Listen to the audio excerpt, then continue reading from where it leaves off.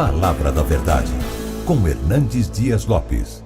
Meus irmãos, nós vamos abrir a Palavra de Deus no Evangelho de Jesus Cristo, conforme o relato de Mateus. Mateus, capítulo 26, versos 36 a 46.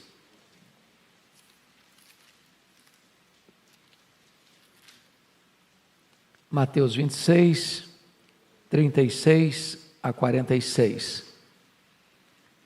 Jesus no Getsêmani.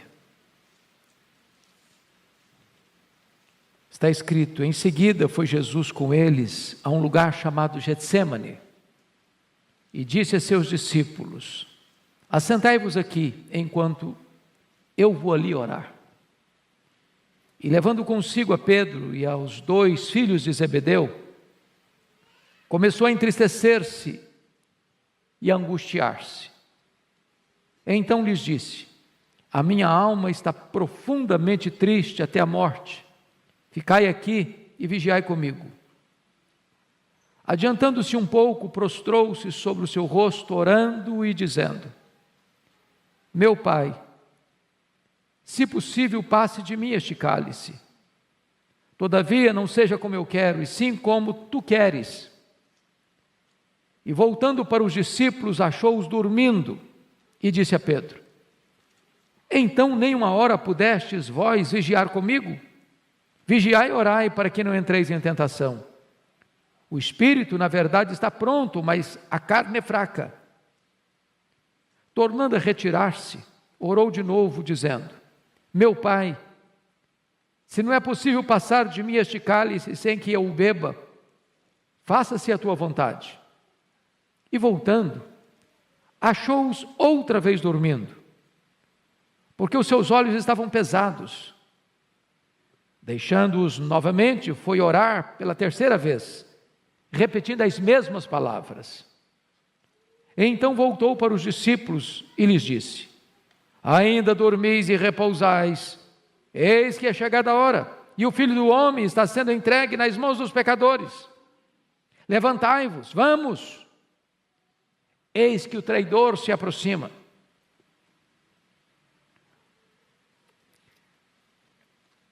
Meus amados irmãos, na terça-feira da chamada Semana da Paixão, somos informados pelo evangelista Marcos que os principais sacerdotes e os escribas tramavam a prisão de Jesus, a traição, com o propósito de matá-lo depois da festa da Páscoa. Muito provavelmente, foi nesta terça-feira que Jesus se reúne com os seus discípulos, a convite de Simão, o leproso, em sua casa, para um banquete, onde Maria, irmã de Marta e Lázaro, unge a sua cabeça e unge-o preparando-o para a sepultura. É provável que seja nessa terça-feira que, frustrado com o fato de Maria ter derramado aquele perfume caro sobre a cabeça de Jesus, avaliado em mais de 300 denários, e ele era ladrão e queria embolsar esse dinheiro, e que ele saiu dali de Betânia para ir a Jerusalém vender Jesus para o Sinédrio, para os membros principais do Sinédrio. E então, na quinta-feira, Jesus no cenáculo se reúne com os seus discípulos para celebrar sua última Páscoa e transicionar a Páscoa judaica para a Santa Ceia, o sacramento da ceia. E ali Jesus Cristo ensinou as lições mais preciosas para os seus discípulos. Falou para eles do céu, falou para eles da segunda vinda, falou para eles do derramamento do Espírito Santo, prometeu a eles a sua paz. Ali o Senhor Jesus Cristo lavou os pés dos seus discípulos. E ali no cenáculo, Satanás entrou em Judas, o traidor. Depois de inaugurar a nova aliança em seu sangue, instituindo a ceia, Jesus cantou um hino e saiu com seus discípulos naquela noite fatídica, quando o sinédrio tramava a sua morte, quando os bastidores eclesiásticos já conspiravam contra Jesus. Também Jesus alerta Pedro que naquela noite Pedro negaria. E então eles saem do Monte Sião, do cenáculo, descem as encostas, atravessam o Vale do Cedron e penetram no jardim do Getsemane, lugar conhecido e costumeiro onde Jesus orava. Aquele local tinha ali oliveiras, ali também tinha prensa de azeite, as azeitonas eram esmagadas. E diz a Escritura que quando Jesus entra nesse jardim para a oração, ele deixa 8 dos seus discípulos para trás e chama Pedro, Tiago e João, diz: vem comigo. E aí ele abre o coração para eles. E aí ele admite para eles a sua angústia, a sua dor, a sua tristeza. E ali Jesus passa por aquilo que nós chamamos do vale mais profundo da dor e do sofrimento, seu Getsemane.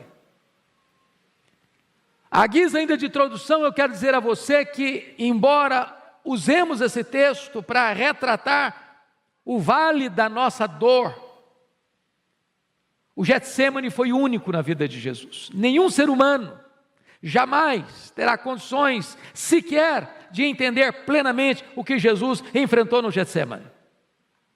Nenhum ser humano jamais vai enfrentar a dor e o sofrimento que Jesus suportou no Getsemane. Por mais atroz que seja a dor, por mais amarga que seja a angústia, por mais dolorosa e prolongada que seja a experiência de sofrimento que você venha a passar, jamais você e eu saberemos o que foi o sofrimento de Jesus. Porque ali não foi apenas um sofrimento físico. Ele estava sendo preparado ali certamente para enfrentar a cruz. Ele sabia dos pregos que haveriam de rasgar as suas mãos, que haveriam de cravar os seus pés. Ele sabia também o sofrimento emocional de ser cuspido pelos homens. Ele sendo o Criador, o Rei da Glória, o Deus bendito eternamente. Ele sabia do seu sofrimento moral de ser crucificado entre 2 ladrões e salteadores, como um criminoso. Mas certamente a dor mais aguda, a dor mais terrível e amarga, que ele chamou de um cálice, passe de mim este cálice, foi a sua dor espiritual. Foi entender que aquele cálice se tratava da terrível e profunda e justa ira de Deus, que devia cair sobre a sua, a minha, a nossa cabeça, e que Jesus toma gota a gota, sorvendo todo aquele cálice da ira de Deus, que devia cair sobre nós. Pois bem, amados, eu gostaria que você olhasse comigo que esta experiência de Jesus retrata para você e para mim hoje as provas que nós enfrentamos nos vales da vida, com essa diferença de proporção. Eu sei que 2020 parece que não acabou. Nós só mudamos o calendário, mas a luta continua, da mesma natureza, com as mesmas preocupações, talvez com reverberações ainda mais densas e pesadas. Eu não sei a história de cada um, mas quando você caminha no meio de uma multidão e às vezes olha aquela multidão passando, indo, vindo, passando, indo e desaparecendo das suas vistas, cada pessoa esconde uma história de dor. Seja um jovem, seja um homem maduro, uma mulher madura, seja uma pessoa de cabelos brancos, ou já com a sua face sulcada de rugas. Há uma dor que lateja, que pulsa. Eu não sei quais são as provas, eu não sei quais são suas dores, eu não sei quais são os seus dramas, eu não sei quais são as suas lutas, eu não sei quais são os seus vales, eu não sei qual é o seu Getsêmani. Mas eu queria hoje, à luz desse texto, olhar com você que tipo de provas nós enfrentamos nesse vale. Primeiramente, olha comigo o verso 38. Enfrentamos a tristeza e a angústia. Chama a sua atenção para o fato de que Jesus, ao entrar no Getsêmani, primeiro admite a sua angústia para si mesmo, no verso 37. E levando consigo a Pedro e aos 2 filhos de Zebedeu, começou a entristecer-se e angustiar-se. Aquela coisa pessoal, particular, do seu quarto fechado, que você não conta para ninguém. É aquele drama que você está vivendo, e só você e Deus sabem. Jesus começa a se angustiar. Ele não abriu o coração ainda. Ele está curtindo essa dor com ele mesmo. Mas em segundo lugar, olha comigo o verso 38. Ele admite a sua dor para os seus discípulos. Então lhes disse: a minha alma está profundamente triste até a morte. Ficai aqui e vigiai comigo. Agora ele conta essa dor não para a multidão, não para os 11 discípulos, porque Judas não está mais. Ele conta esta dor, essa angústia para os 3 mais próximos, Pedro, Tiago e João. Há determinados sofrimentos na nossa vida, irmãos, tão profundos, tão agônicos, tão amargos, que você não tem coragem de contar para os seus colegas. Você só conta para a gente da sua intimidade. Mas notem comigo, no verso 39, Jesus mostra agora esta angústia para o Pai. Adiantando-se um pouco, prostrou-se sobre o seu rosto, orando e dizendo: meu Pai, se possível passe de mim este cálice, todavia não seja como eu quero, e sim como tu queres. Agora ele coloca essa angústia diante do Pai. Ele enfrenta com ele mesmo, conta para os seus discípulos mais próximos, e agora conta para o Pai. Meus amados irmãos, Jesus passou tristezas no seu ministério. Ele ficou triste e chorou com a morte de Lázaro. Ele se entristeceu e chorou quando ele entrou em Jerusalém. Mas agora Jesus está revelando a sua humanidade e evidenciando a sua tristeza no seu Getsêmani. Ele começa a se entristecer. Ele confessa a sua tristeza. Ele chama e clama: se possível passe de mim esse cálice. Ele ora 3 vezes para que isso aconteça. Então eu quero afirmar a você que está aqui hoje, talvez passando por lutas na sua vida, na sua casa, que a tristeza e o sofrimento e a angústia não é uma coisa estranha à vida cristã. Mas talvez você pergunte: por que Jesus estava angustiado? Qual era a causa? Será que era a consciência de que de fato Judas haveria de entregá-lo? Será que era o conhecimento que ele já tinha alertado que Pedro havia de negá-lo? Será que era a realidade que ele mesmo havia dito aos seus discípulos: nesta noite todos vós vos escandalizareis comigo, como está escrito, ferirei o pastor e as ovelhas ficaram dispersas e os seus discípulos o abandonariam?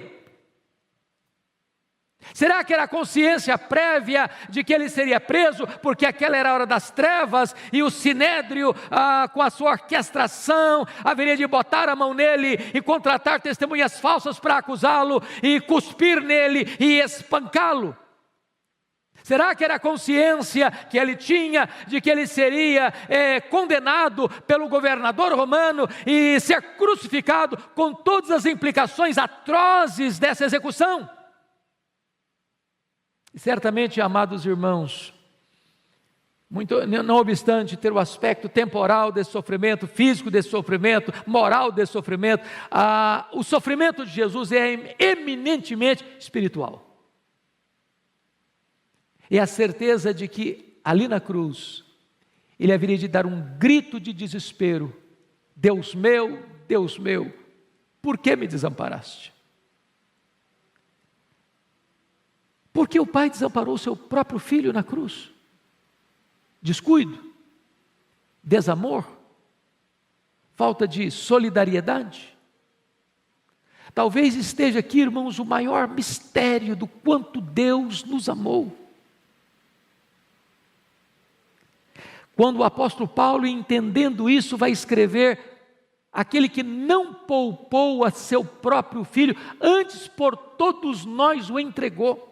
Entregou a quê? A morte de cruz.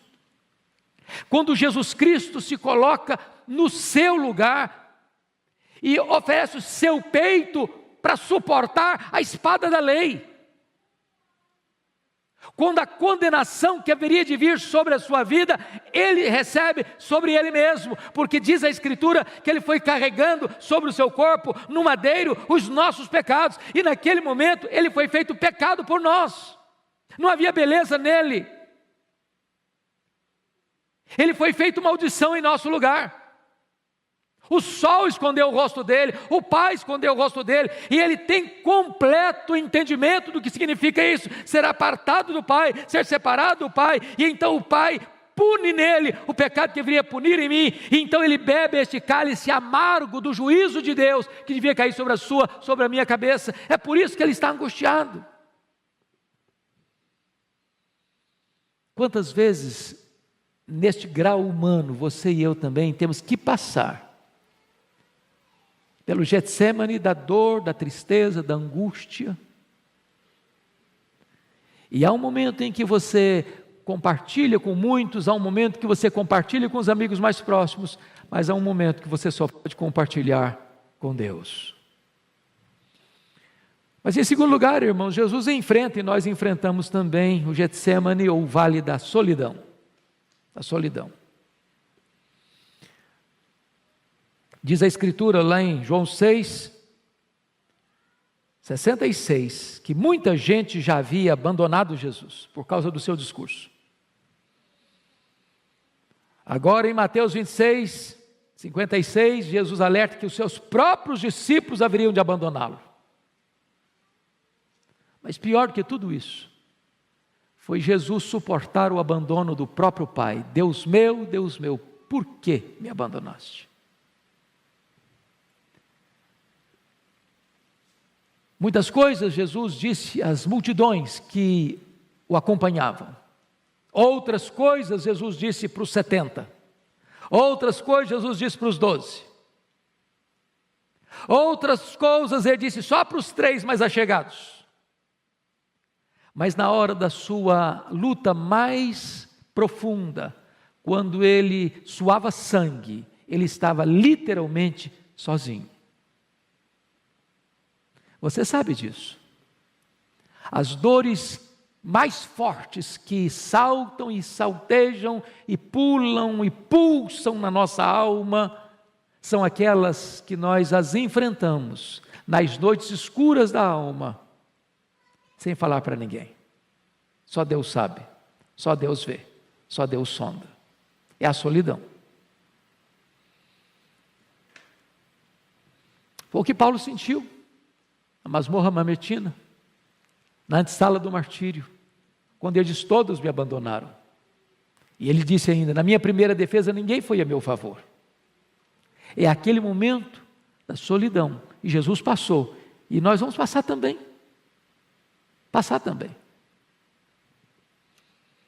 Mas notem comigo, amados, uma terceira coisa.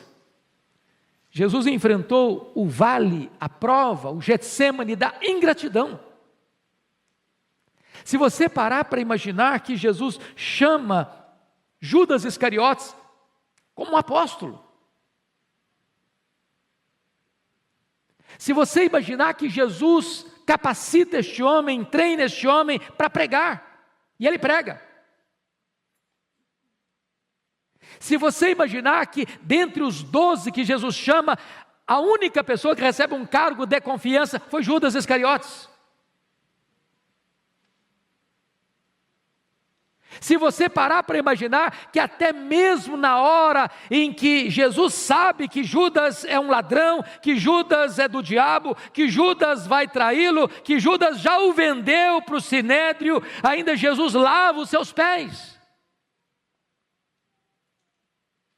Se você imaginar que quando Judas capitaneia a turba que vem armada até os dentes para prender Jesus como se ele fosse um perigoso criminoso, e Judas entra para liderar a turba, para dar a senha para que Jesus seja preso, deposita na face santa de Jesus o beijo traidor, e Jesus o chama de amigo.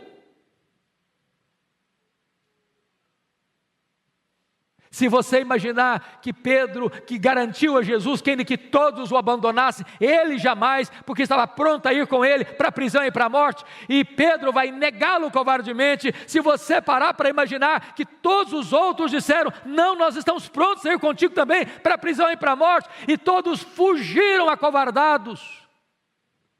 O que Jesus está enfrentando aqui é o drama da ingratidão. Ingratidão. E sabe, amados, talvez das dores da alma, uma das mais profundas, é quando as pessoas em quem você investiu,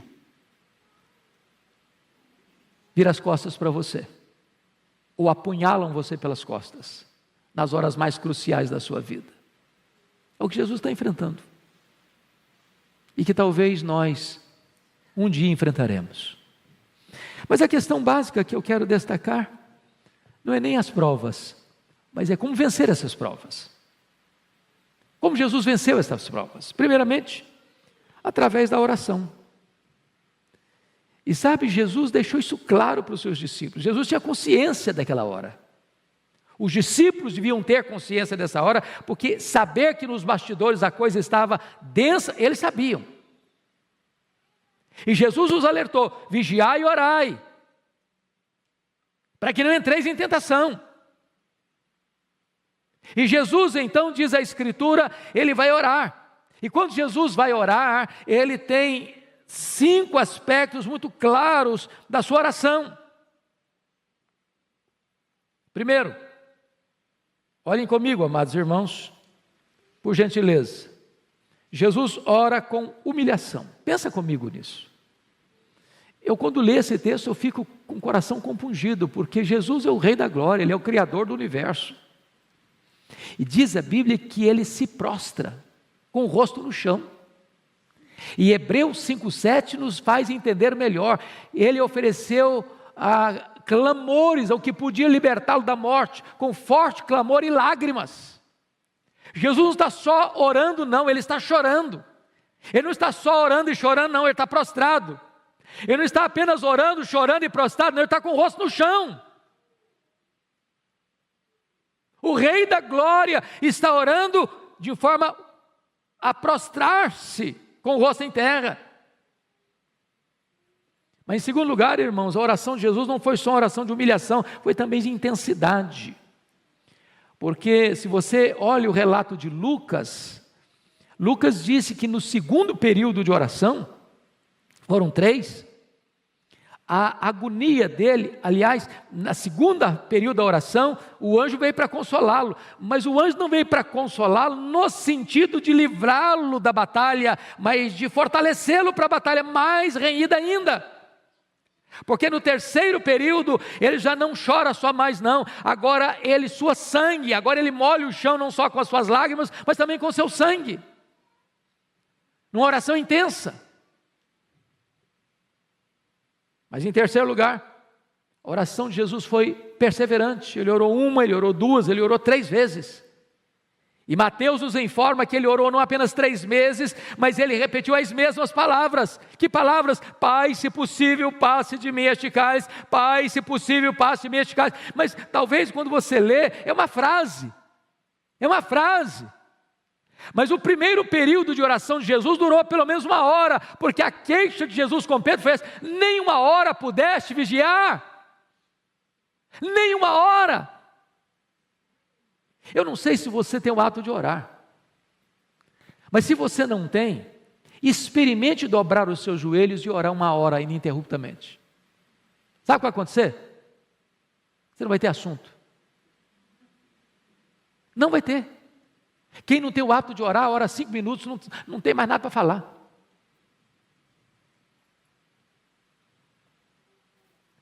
Essa frase de Jesus é apenas a síntese do que ele orou, mas foi um derramar da alma, com lágrimas e com sangue, horas a fio.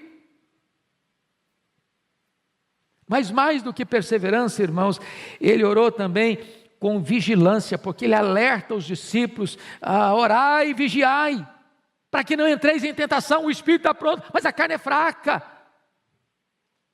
Por isso eles dormiram na batalha, por isso Pedro negou Jesus, por isso os discípulos fugiram, por isso Pedro reagiu na carne e cortou a orelha de Malco. E sabe, irmãos, nós não estamos preparados para enfrentar a tentação, nem a perseguição do mundo, a não ser que nós oremos.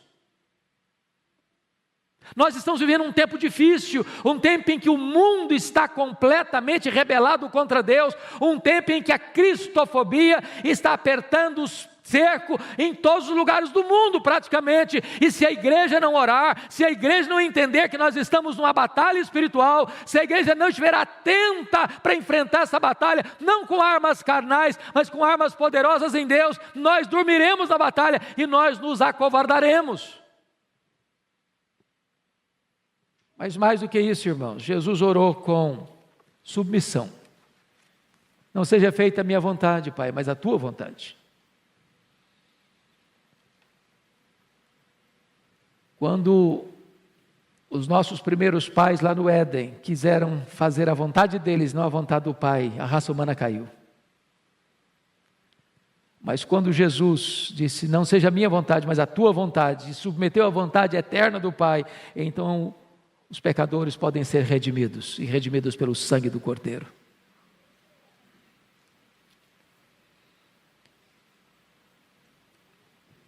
Como é que Jesus enfrentou este vale das provas? Em terceiro lugar, ele enfrenta, meus amados irmãos, com plena, profunda e segura confiança no Pai.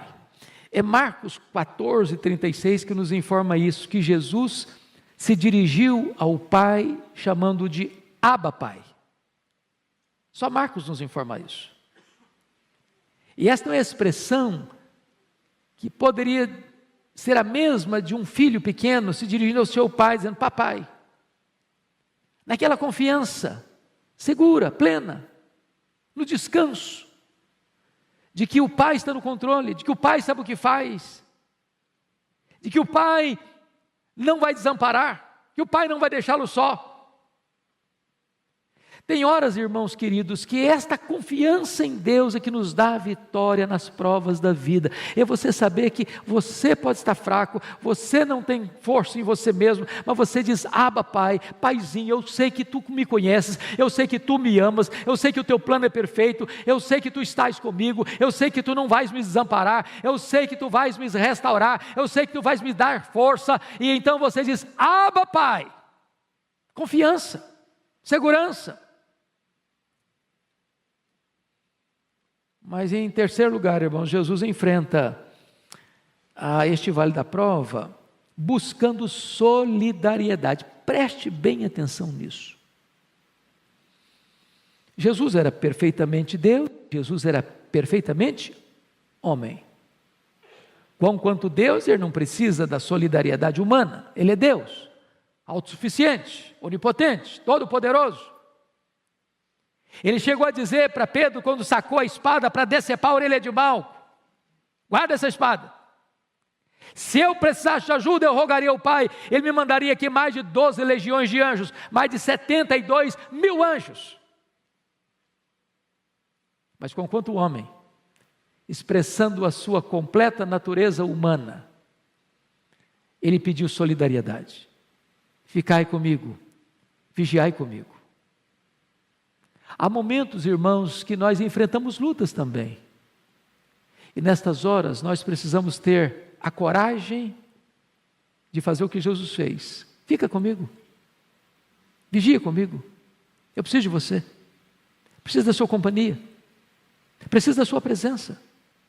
Foi o que Paulo fez com Timóteo. Ô Timóteo, procura vir ter comigo depressa. Eu preciso de um ombro amigo. Eu preciso de alguém do meu lado. Venha rápido, venha no inverno. Quando você vier, traz o Marcos com você. Eu preciso de gente do meu lado. Quem são os seus amigos? Para quem você pode dar um telefonema e dizer, venha para cá? Com quem você tem liberdade de dizer, olha, eu preciso que você venha não só orar por mim, mas venha orar comigo.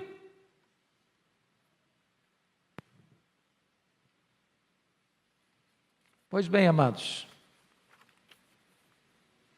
mas Jesus enfrenta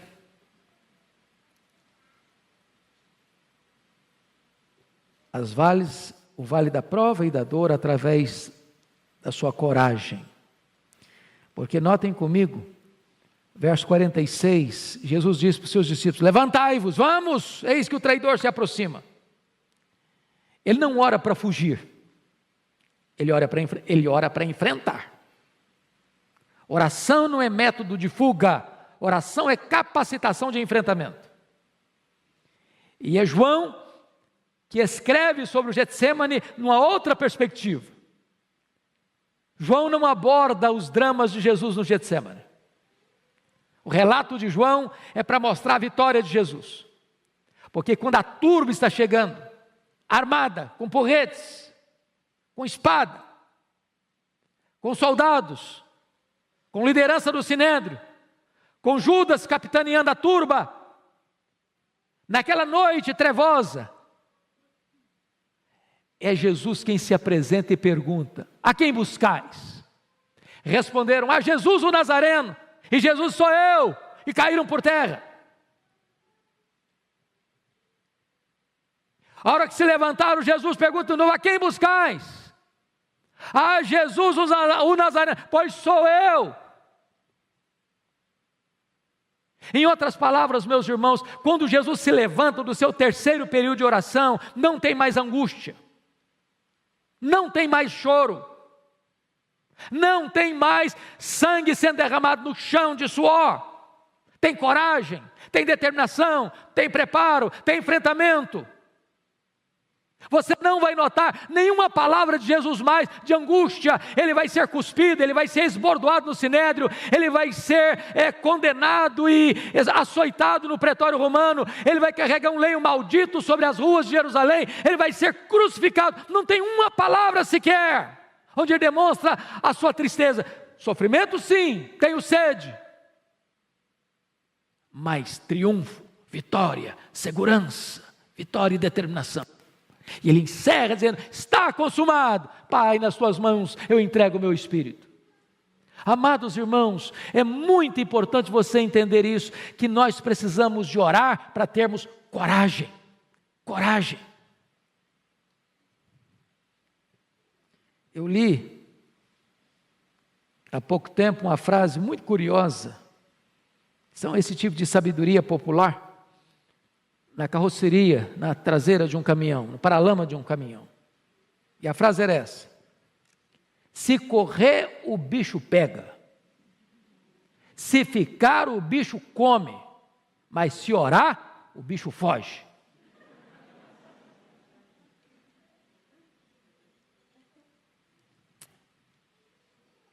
É preciso de orar, queridos.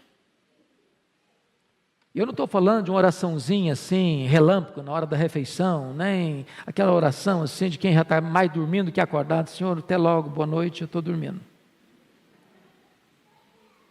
Eu estou falando de batalha na oração.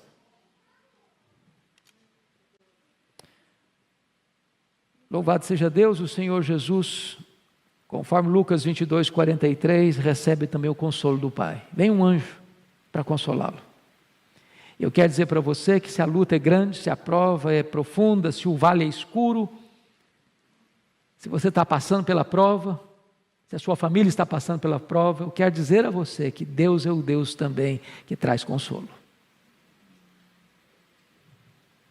Ele enxuga as lágrimas, Ele apruma você, Ele anima você, Ele prepara você, Ele equipa você para enfrentar suas lutas.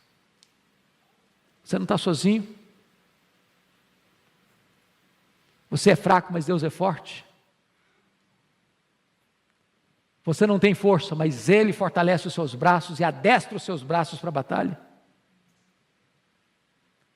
Você não tem coragem, mas é Ele quem dá coragem para você.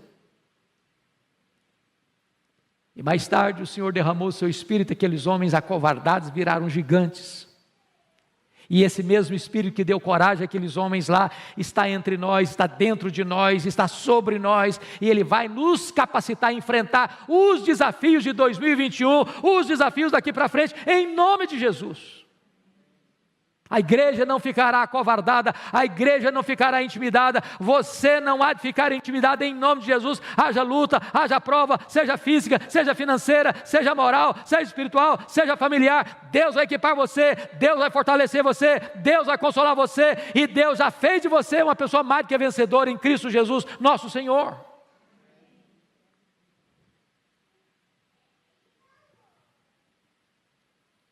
Eu quero concluir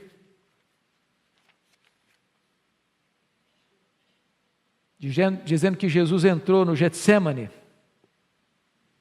profundamente triste, mas ele saiu do Getsêmani profundamente fortalecido, vitoriosamente fortalecido.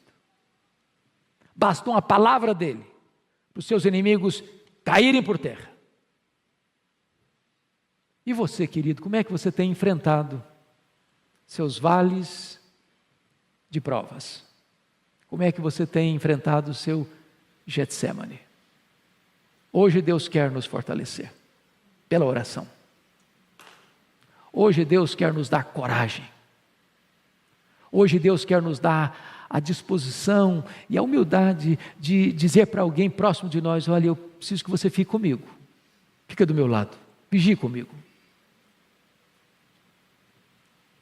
E hoje Deus é poderoso para mandar não só um anjo, mas a própria terceira pessoa da Trindade, o Espírito Santo, como Supremo Consolador, que está em você, que habita em você, que transborda de você, para confortar sua alma, para enxugar suas lágrimas, para terapeutizar sua dor e para fortalecer você, para você ser corajoso e mais do que vencedor.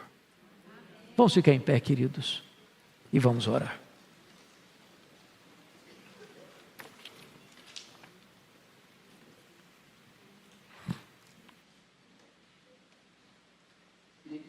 E por um instante os seus olhos e trouxesse à sua mente, à sua memória, quais são as lutas que você e a sua família estão enfrentando neste começo de ano. Quais são seus temores? O que é que tem preocupado você, tirado o seu sono?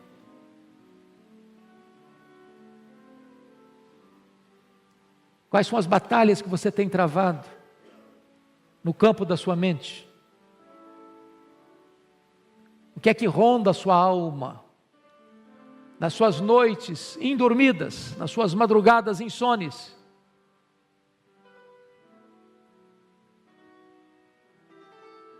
Muito embora nós jamais enfrentaremos um Getsêmani com a mesma natureza daquele que Jesus enfrentou, nós também passamos pelos nossos vales. E como Jesus enfrentou, seus princípios são os mesmos para nos dar vitória. E hoje eu gostaria que você saísse daqui, meu amado irmão, não como alguém acovardado, não como alguém com medo, não como alguém que está anteriormente já derrotado pelas circunstâncias, mas entender uma coisa: o Abba Pai, o seu Pai, está no controle, Ele ama você, Ele cuida de você, Ele sabe o que você está passando, e Ele é poderoso para consolar você e dar vitória a você nessas lutas e nessas provas. Senhor Deus, em nome de Jesus, nós oramos para que Tu tragas consolo para a nossa alma, força, ânimo para o nosso coração. Tu bem conheces as lutas que cada pessoa aqui vive e passa. Aquelas, Deus, que muitas vezes nem sequer são compartilhadas com um amigo mais próximo, mas Tu conheces. Em nome de Jesus, segura firme na nossa mão. Adestra as nossas mãos para a batalha, Senhor. Fortalece a tua igreja, anima a tua igreja, ensina-nos, Deus, a orar, orar e orar. Ensina-nos, Deus, a termos vitórias na oração, para que ao entrarmos no nosso Getsemane, embora tristes e abatidos, saiamos dele, Senhor, encorajados e vitoriosos. Abençoa a tua igreja, abençoa o teu povo, aqueles que estão nos acompanhando, Deus, nos diversos lugares do mundo, onde cada um estiver, põe a tua mão de